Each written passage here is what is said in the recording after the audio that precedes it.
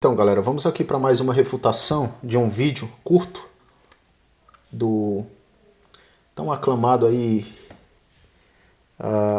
do tão aclamado super-homem dos ateus, né, do ateísmo atual, o Fábio Sabino, uma figura bem conhecida aí na internet. Vamos para mais uma refutação. O título do vídeo dele aqui, é curto: "E se a Bíblia não for inspirada?". Vamos analisar aqui algumas falas dele. Está escrito na minha Bíblia: no princípio era o verbo estava com Deus, e o verbo era Deus, e ele é antes de todas as coisas. Aí Paulo vai escrever também: ele é antes de todas as coisas, e tudo que foi feito, sem ele nada que foi feito se fez. Então Paulo não recebeu a revelação do Espírito Santo para escrever isso, nem o evangelista João teve. Bom, aqui ele faz menção ao texto de João 1, verso 1, e também lá de Colossenses 1, 16 a 19, onde praticamente nós temos uma estrutura parecida, né? João falando que no princípio era o verbo e o verbo estava com Deus, e o verbo era Deus, era divino, aliás. Sem ele nada do que foi feito, do que existe, se fez, né? Declarando que Jesus é atemporal. E Paulo vai comungar da mesma ideia, escrevendo ali em Colossenses 1, de 16 a 19, tratando praticamente sobre a mesma vertente.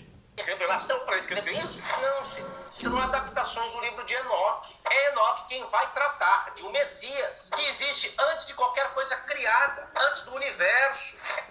Bom, então ele vai dizer que são adaptações à narrativa joanina e também a narrativa paulina, adaptações do livro de Enoque. Mas qual é o critério que ele se utiliza para isso? Nenhum. Simplesmente achismo da parte dele. Mas será mesmo que é só Enoque? Eu não conferi a obra de Enoque para dizer se sim ou não. Mas será mesmo que esse conceito vem de Enoque? Ou os profetas da antiga aliança também tinham a ideia de um Messias eterno, ou seja, atemporal, sem princípio de vida e sem fim de vida?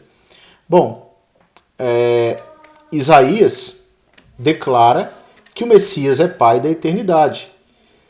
Isaías 9:6, o texto reza: "Um menino nos nasceu, um filho se nos deu, o principado está sobre os seus ombros, ele será chamado Maravilhoso, Conselheiro, Deus Forte, né? El Gibor, Deus Poderoso, Pai da Eternidade e Príncipe da Paz." E o contexto aqui trata do Messias e o descreve como Pai da Eternidade, ou seja, aquele que está sobre o tempo, porque é antes de todas as coisas.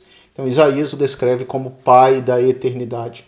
E em Miqueias, capítulo 5, verso 2, também tratando do Messias, é uma profecia messiânica. Em Miqueias, capítulo 5, versículo 2 diz: "E tu, Belém Efratã, posta que pequena entre milhares de Judá, de ti me sairá aquele que será Senhor em Israel, cujas origens são desde os tempos antigos, desde os dias da eternidade."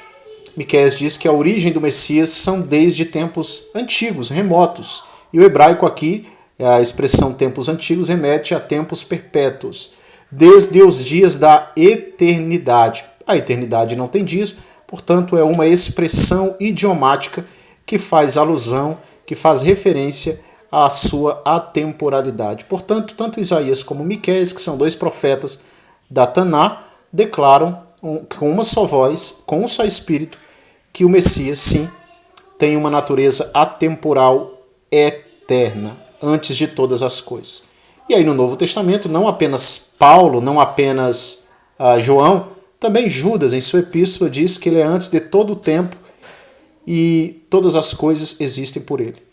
Em Judas 1:25, diz que ele é antes de todo o tempo. Perdão, aqui, desligou aqui.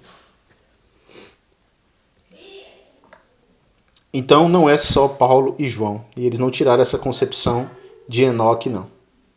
Aqui é uma construção do próprio Fábio Sabino, é um achismo dele, né? Uma dedução dele, e ele tem todo o direito. Porém, o critério para isso é um critério defasado, porque teríamos que selecionar todas as semelhanças de João e Paulo com a literatura enoquiana, e nós sabemos que são poucas as semelhanças mesmo em termos de comparação literária.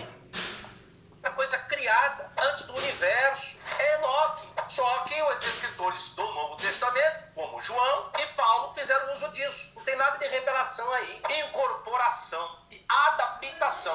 Ah, o senhor acredita. Então é isso aí.